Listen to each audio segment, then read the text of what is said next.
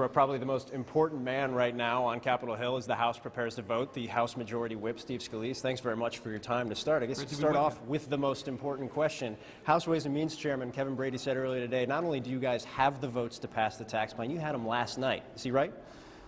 Chairman Brady and I have been working very closely with a lot of our members who had really good, smart questions about specific parts of the bill.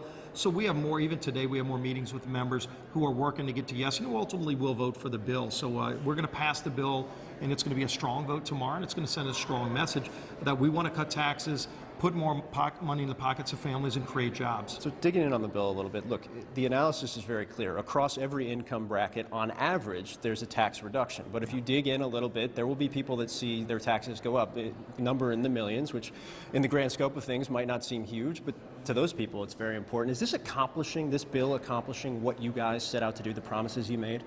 The basic things we've always wanted to accomplish was, number one, to cut every tax rate across the board, and we do that in this bill. Every income tax rate goes down. We're putting more money in the pockets of families. The main thing is to grow the economy and create jobs.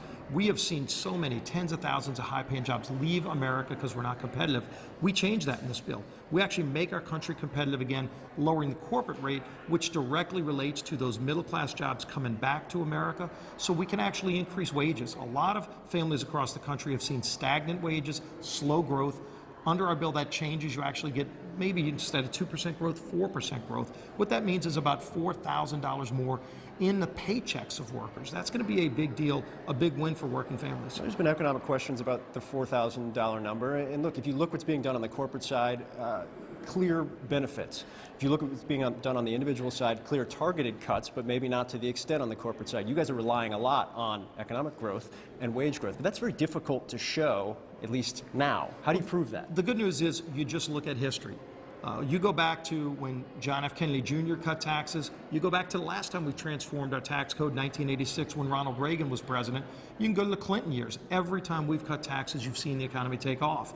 In this massive tax reform, simplification is important too. Over 90% of families under our bill will actually be able to do their own taxes on a postcard. That's even more money in their pockets if they're paying somebody else. So if you look at history, every time this has been done, it's worked. Why not do it again, especially when you've got a slow economy? Let's get the economy moving again, make America competitive, create more jobs, and put more money in the pockets of workers. I want to talk about something Brooke brought up. Obviously, the Senate taking a different path on several areas, staying within the framework, the general framework, but on several areas. One of those is adding the individual mandate, which they chose to do last night. You guys have not done that yet.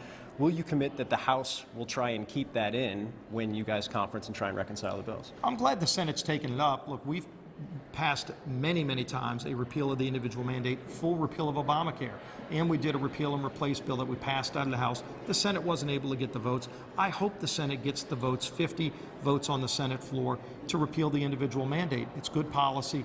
Some of those numbers you heard were wrong. You actually give freedom to people, so nobody loses anything. So the $13 million number of people losing health care is not true. It just lets people, families, make their own decision. If they don't want to buy government-approved health care, they don't have to. You will see premiums go down. I hope the Senate puts it in on the Senate floor.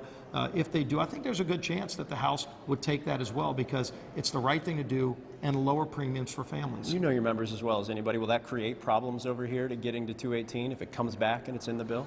I think in the end there's such a sharp focus in our conference amongst Republicans of cutting taxes, getting the economy moving again, and creating jobs.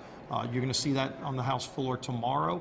And then ultimately, when the two sides work out the differences and they have a conference report that comes back, maybe sometime in December, I think you will see a strong vote to put that bill on the president's desk. President Trump wants to sign this bill. Let's get the economy moving again. Talk a little bit about the differences from the Senate bill. What commitments can you afford to make to your conference that the Senate will actually get this done? I don't have to tell you that there's not a lot of trust in your conference with their colleagues over a couple hundred feet away from us in the Senate. Look, I have high confidence the Senate is going to pass this bill.